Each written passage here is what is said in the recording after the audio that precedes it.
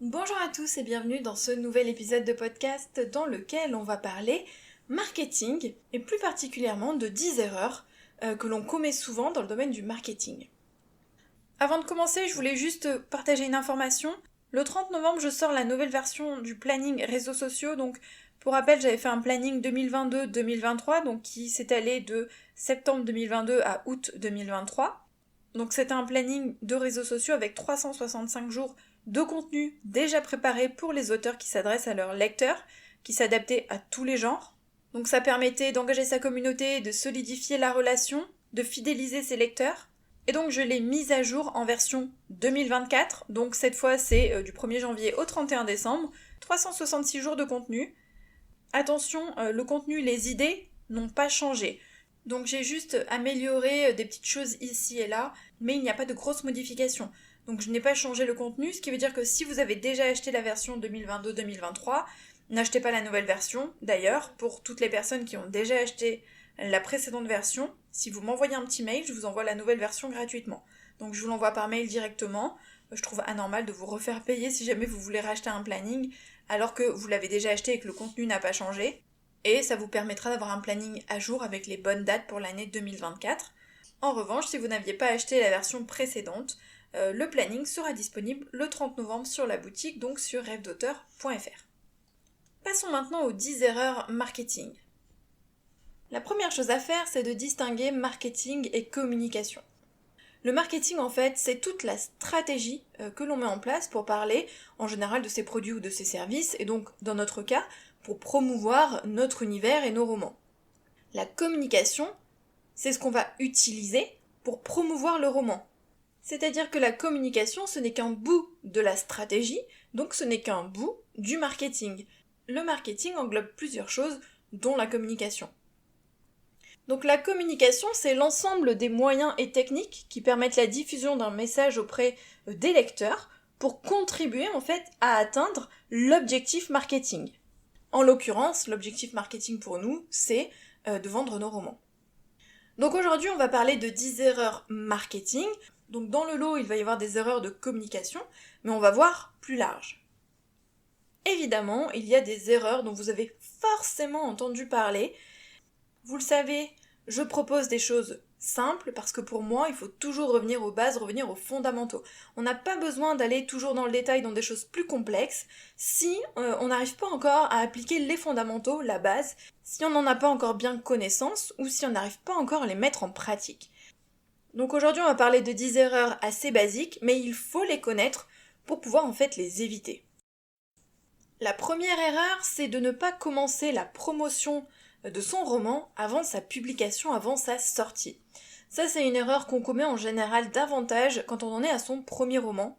On a tendance à être tellement pris par l'écriture, la relecture, les corrections, tout ce qui est mise en page, etc., que du coup, on en oublie la promotion et on commence souvent à promouvoir, alors soit vraiment juste avant la sortie, mais genre en dernier délai, soit au moment de la sortie, soit après la sortie. Ça, c'est une grosse erreur parce que la promotion commence avant la sortie. J'en ai déjà parlé plein de fois. Il faut anticiper, il faut faire un rétro-planning et il faut planifier son lancement, il faut planifier sa promotion. Ça ne suffit pas de choisir une date et ensuite de s'atteler à tout ce qui concerne le livre en lui-même. En parallèle, et c'est vrai que c'est difficile quand on en est au premier roman, parce qu'on met plus de temps, parce qu'on est moins organisé, parce qu'on ne sait pas trop quoi mettre en place. Donc en parallèle, il faut penser promotion. Alors il y a la promotion indirecte, par exemple, partager en story son avancée, dire qu'on écrit un roman, partager des petits bouts d'extraits, partager ses coulisses. Donc ça c'est de la promotion indirecte parce que c'est pas forcément planifié, c'est pas forcément organisé. En revanche, ça participe à la promotion parce que on parle de son livre ou de son univers, même indirectement. Et à côté, il y a la promotion directe, c'est-à-dire que là, ça vient de notre planning, c'est partager la couverture, partager le résumé, partager des extraits, partager des anecdotes, que ce soit des réels, que ce soit des carousels, que ce soit des publications, que ce soit des lives, que ce soit des vidéos YouTube, des book trailers, qu'importe la façon dont vous allez parler de ce roman, c'est de la promotion, donc il faut l'anticiper. À mes débuts, je prévoyais 6 semaines avant la sortie Donc je commençais la promotion directe, 6 semaines avant la sortie. Évidemment, j'en parlais pas tous les jours non-stop, hein. Il faut aussi éparpiller un petit peu. Il faut en parler de manière raisonnée, il faut pas non plus saouler les gens, mais on partage des petits bouts de manière organisée. Je peux pas développer parce que ce serait beaucoup trop long, mais en gros, je commençais 6 semaines avant. Maintenant, honnêtement, je commence peut-être 2 semaines ou 3 semaines avant. Ça dépend un petit peu de mon planning, parce que j'ai une communauté, j'ai plus besoin de faire autant de promotions qu'avant. En plus, en ce moment, je suis dans des sagas, donc c'est-à-dire que une fois que le tome 1 est lancé, et là on met le paquet sur la promotion, et que ça plaît, évidemment, les gens attendent le tome 2, puis le tome 3, puis ainsi de suite, ce qui fait qu'on a moins besoin de faire de promotion, c'est plutôt du teasing pour donner envie, et pour faire râler un petit peu aussi ses lecteurs et ses lectrices, mais on a moins besoin de faire de promotion, en tout cas pas aussi poussé qu'à ses débuts, quand on a déjà pas mal de romans au compteur. Deuxième erreur, c'est de ne pas répéter l'information. Pour qu'une information soit intégrée par, en général, un prospect, donc on va dire un lecteur potentiel, il faut qu'elle soit répétée 7 fois. C'est-à-dire que, normalement, en principe, avant ces 7 fois, c'est comme si ça rentrait par une oreille et que ça ressortait par l'autre. Le lecteur n'enregistre pas forcément l'information, ou alors il va l'enregistrer sur le moment, puis il va oublier, il va zapper. Dans notre vie quotidienne aujourd'hui, avec toute l'actualité, avec tous les réseaux sociaux, avec tout ce qu'on voit tout le temps, forcément, on passe à côté de certaines choses. Donc la sortie d'un roman, sauf si ce sont des ultra fans, c'est-à-dire ceux qui sont là à chaque fois, qui sont là tout le temps, on parle de la masse en dehors de ces ultra fans, ils vont louper l'information ou ils vont la voir et l'oublier. Donc il faut répéter. Et il faut pas avoir peur de saouler les gens parce que je vous rappelle qu'il y a moins de 10% de vos abonnés qui voient vos publications. Donc moins de 10% c'est rien du tout. En plus ils ne voient pas forcément toutes vos publications. Donc c'est important de répéter et c'est important de répéter aussi pour toucher d'autres personnes, que ce soit parmi ces abonnés, c'est-à-dire ceux qui font pas forcément partie des 10%, donc qui n'ont pas déjà vu l'information, ceux qui ne font pas partie de vos abonnés aussi, puisque à force de partager, de répéter l'information, ça va être diffusé, ça va être enregistré, ça va être partagé, ça va être envoyé, ça va être commenté, donc il y a plus de chances de toucher davantage de lecteurs potentiels. Avec les mails, c'est un peu différent. Si vous avez une newsletter, forcément, les lecteurs vont avoir l'information de manière un peu plus directe, parce que le taux d'ouverture et donc le taux, on va dire, d'impact des mails est beaucoup plus important que sur les réseaux sociaux. Donc vous allez avoir beaucoup plus d'abonnés qui vont avoir cette information, mais ça n'empêche pas de répéter. Et attention, on en arrive à la troisième erreur, qui est liée à la deuxième, donc c'est pour ça que j'enchaîne tout de suite, c'est de ne pas varier les formats. Pour pouvoir répéter cette information, on varie évidemment les formats. On ne va pas partager exactement le même post 7 fois, ça n'a aucun intérêt.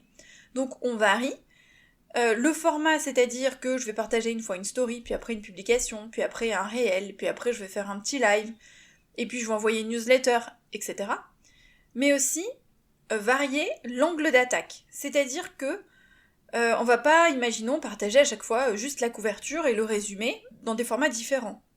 Varier l'angle d'attaque, c'est parler une fois des personnages, parler une fois des lieux, parler une fois d'un autre personnage, parler de l'intrigue, parler du suspense, parler de la raison de l'écriture de ce livre, parler évidemment du résumé, parler d'une anecdote, parler des coulisses, enfin, il y a plein de façons de parler d'un roman, donc il faut les utiliser.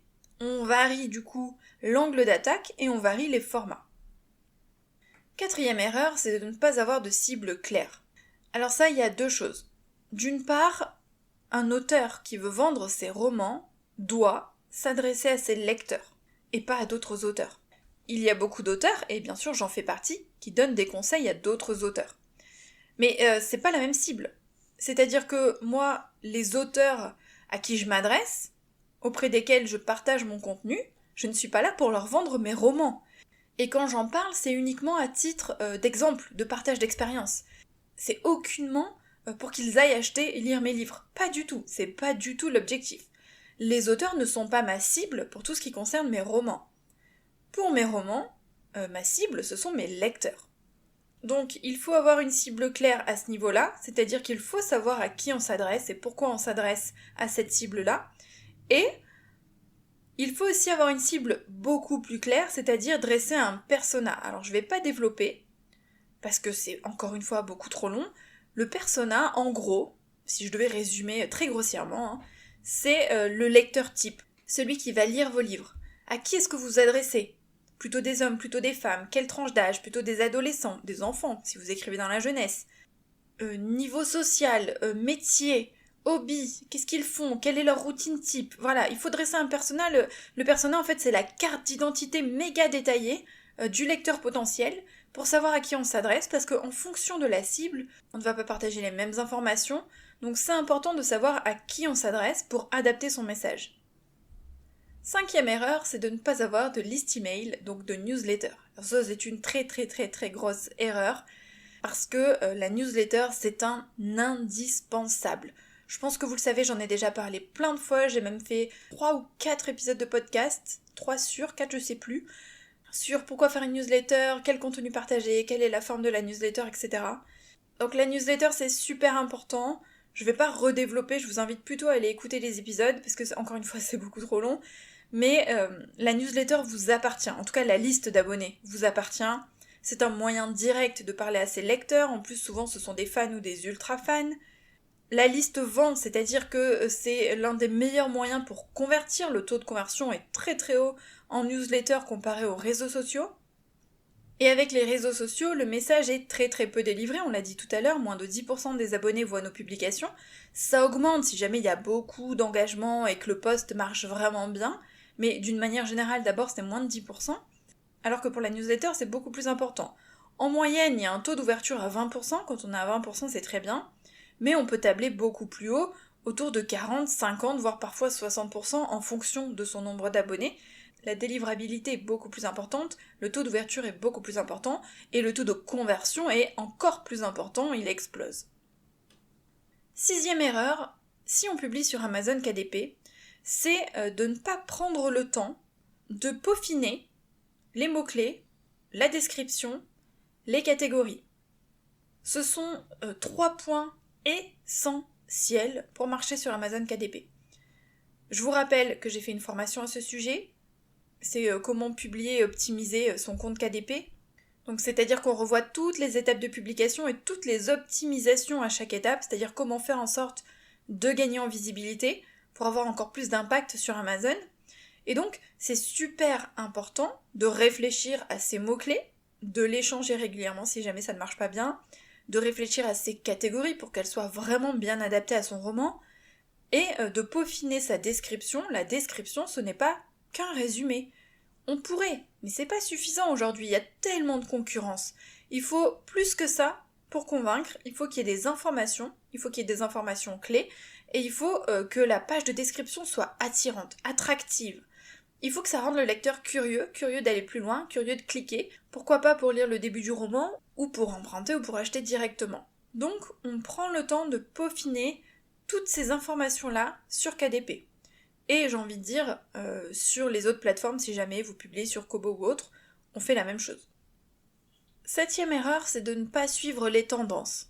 Alors quand je dis suivre, c'est suivre au sens se tenir au courant, faire de la veille. Aujourd'hui, il y a tellement de concurrence, tellement de livres qui sont publiés chaque jour, qu'il faut se tenir au courant de ce qui marche et de ce qui ne marche pas. Parce que les tendances évoluent très rapidement, et parfois quelque chose qui marchait le mois dernier, ou il y a 2 mois, ou il y a 6 mois, ne marchera plus aujourd'hui.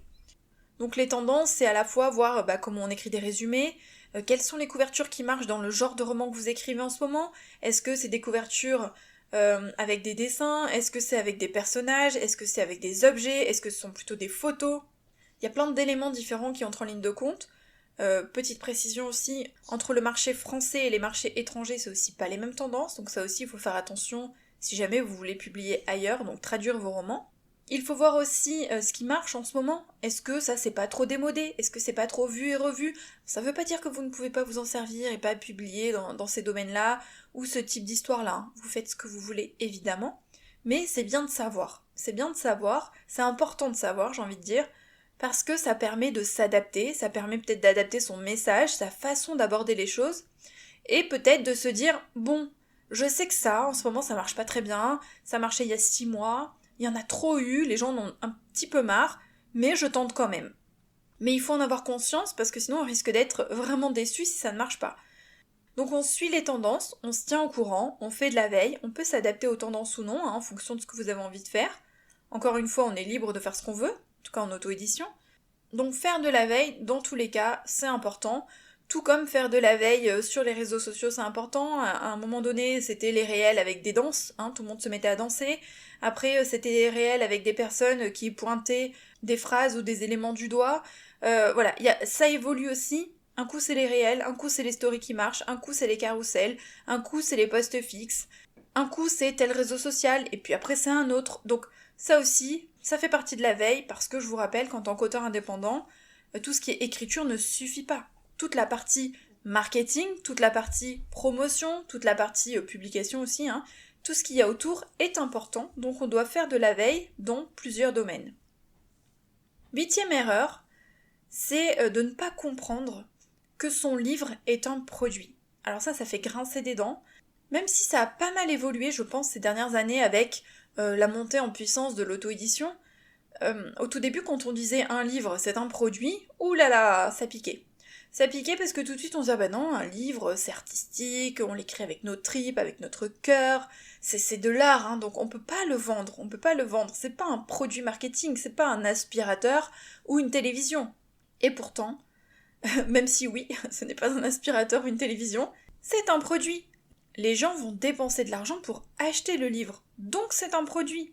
Et c'est un produit qui doit se vendre selon des critères marketing, selon ce qui marche, storytelling, copywriting, etc. Même si on s'adapte, parce que c'est un produit particulier, c'est un produit dans le domaine de l'art, c'est un livre, il y a une histoire derrière. C'est pas la même chose évidemment que de vendre un meuble, de vendre un lit, de vendre donc une télé, un aspi ou autre, mais c'est quand même un produit et il faut le comprendre pour pouvoir bien le vendre. Parce que vous pouvez écrire le meilleur roman du monde, si vous ne savez pas le vendre, il va rester invisible. Et vous n'aurez pas les lecteurs escomptés. 9e erreur, qui rejoint finalement l'erreur numéro 4, qui était de ne pas avoir de cible claire, c'est de chercher des lecteurs au lieu de chercher ses lecteurs. Donc on a parlé tout à l'heure de la cible du persona, c'est-à-dire du lecteur type, du lecteur potentiel de son histoire.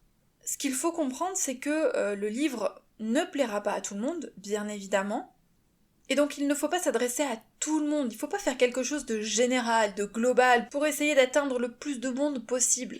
Le but c'est pas d'atteindre tous les lecteurs, d'atteindre tout le monde, c'est d'atteindre ces lecteurs, les lecteurs qui aiment ce genre-là, les lecteurs qui vont aimer notre style, qui vont aimer notre type d'histoire et qui vont ensuite du coup nous être fidèles. Parce que vous avez forcément votre façon d'aborder les choses, votre façon de raconter les histoires, donc vous avez votre façon d'écrire, c'est ce qu'on appelle le style, et ça ne plaira pas à tout le monde, mais ça plaira à vos lecteurs. Donc il ne faut pas s'inquiéter de ne pas toucher tout le monde, de ne pas plaire à tout le monde, d'avoir des mauvais avis ou des mauvais retours. Ce n'est pas grave parce que l'important, c'est de trouver sa cible. Et votre cible, elle va s'affiner avec le temps. Avec les années, avec l'expérience, avec le nombre de romans, forcément vous allez resserrer finalement cet entonnoir pour arriver à une cible, un type de lecteur beaucoup plus clair, beaucoup plus précis. Et ça vous permettra en plus finalement, une fois que vous aurez trouvé votre cible et que vous saurez viser au centre de cette cible, ce sera beaucoup plus facile en fait d'aller trouver d'autres lecteurs tout autour, donc d'agrandir finalement cette cible, mais ce seront des lecteurs qui ont les mêmes caractéristiques que votre cible, c'est-à-dire que vous allez juste en trouver davantage, en trouver plus, mais pour bien les trouver, il faut d'abord savoir bien viser, donc il faut trouver ces lecteurs types, et ensuite vous allez en trouver finalement de plus en plus au fil des années, au fil des romans. Puisque votre communauté va se développer, votre notoriété va se développer, vos histoires vont être un peu plus lues et vues, donc forcément vous allez avoir de plus en plus de lecteurs. La dernière erreur, c'est de ne pas avoir de stratégie. Au début de l'épisode, on a fait la différence entre marketing et communication. La partie marketing est tout aussi importante que la partie communication. On ne peut pas bien communiquer autour de son roman et de son univers si en amont on n'a pas défini la partie marketing et donc sa stratégie. Et là, pas besoin de choses super compliquées, on n'est pas une multinationale, on fait pas des publicités à la télé, ne vous inquiétez pas, on n'est pas tombé dans le marketing pur et dur, on n'a pas besoin de ça. L'important c'est d'avoir les bonnes informations pour mettre en pratique les bonnes choses à notre échelle. on passe pas des centaines d'heures à se former en marketing, si en plus c'est pas notre truc, on a d'autres choses à faire, on a des livres à écrire, donc il faut juste bien cibler ses recherches, bien cibler par exemple les formations que vous allez suivre, pour trouver les bonnes informations et pour pouvoir les mettre en pratique rapidement, facilement. Donc il faut des formations qui soient adaptées au métier d'écrivain, parce que le problème c'est que toutes les informations qu'on trouve dans le domaine marketing sont très générales. Souvent c'est pour des entrepreneurs qui vendent des produits ou des services, et c'est pas toujours adapté à notre catégorie un petit peu particulière. Donc c'est important, je pense, de prendre des formations ciblées, et tant qu'à faire des formations préparées pour des auteurs, pour des écrivains. Donc pour bien communiquer, pour bien promouvoir ses romans, pour bien vendre ses romans, il faut avoir une stratégie. Donc la stratégie, c'est analyser en fait le marché, analyser les genres, analyser ce qui se passe, analyser ce qui marche et ce qui ne marche pas, analyser le lecteur potentiel, analyser ce qu'il aime, analyser la façon dont on peut s'adresser à lui. Et ensuite avec la communication, c'est mettre en œuvre des moyens, des techniques pour transmettre le message, pour pouvoir vendre ses romans. En gros, en fait, le marketing, la stratégie, c'est interne. C'est-à-dire que c'est nous, avec nous-mêmes, on réfléchit à ce qui marche pas, à ce qu'on va mettre en place. Et la communication, c'est externe, c'est-à-dire que c'est tourné vers les autres. Le but, c'est quelque part de mettre en action cette stratégie qu'on a élaborée pour transmettre son message et donc pour vendre ses romans. Donc il faut avoir une stratégie, il faut réfléchir à la partie marketing. En gros, il faut réfléchir à comment on va vendre ces romans, comment on va les promouvoir, de quelle façon, à qui on va s'adresser, sur quel réseau, avec quel format, de quelle manière, quelle cible, quand, etc., etc. Mais c'est important d'avoir une stratégie, parce que sinon c'est un petit peu comme lancer, je sais pas moi, des fils au hasard comme ça, en espérant que quelqu'un va l'attraper et revenir vers nous. Mais c'est pas suffisant, et en plus on risque de s'éparpiller, de perdre du temps, de perdre de l'énergie, voire de perdre de l'argent, en fonction de ce que vous mettez en place, parce qu'on n'aura pas réfléchi à comment on peut communiquer efficacement. Donc voilà les 10 erreurs marketing, je les répète rapidement. Ne pas commencer la promotion avant la sortie de son roman, ne pas répéter l'information, ne pas varier les formats, ne pas avoir de cible claire, ne pas avoir de liste email, ne pas peaufiner sa présence, son compte sur Amazon KDP, ne pas suivre les tendances, donc faire de la veille, ne pas prendre en compte qu'un livre est un produit, ne pas chercher ses lecteurs et ne pas avoir de stratégie. Voilà ce que je voulais vous dire concernant les 10 erreurs marketing. Alors 10 erreurs principales, 10 erreurs que j'ai choisies, évidemment ce ne sont pas les seules, mais je les trouvais essentielles, je pense que c'est important de revenir aux bases, donc aux fondamentaux. N'oubliez pas d'aller fouiner dans les précédents épisodes de podcast parce qu'il y a aussi plein de conseils, plein d'informations utiles, notamment concernant la newsletter. Et n'hésitez pas à laisser un avis 5 étoiles sur Apple Podcast ou sur Spotify pour me soutenir, parce que ça me fait plaisir, parce que ça m'aide à faire connaître mon travail, parce que ça m'aide à gagner en visibilité et à toucher plus de lecteurs. Donc je compte sur vous pour laisser un petit avis 5 étoiles. Puis nous on se retrouve la semaine prochaine pour un nouvel épisode. Bye!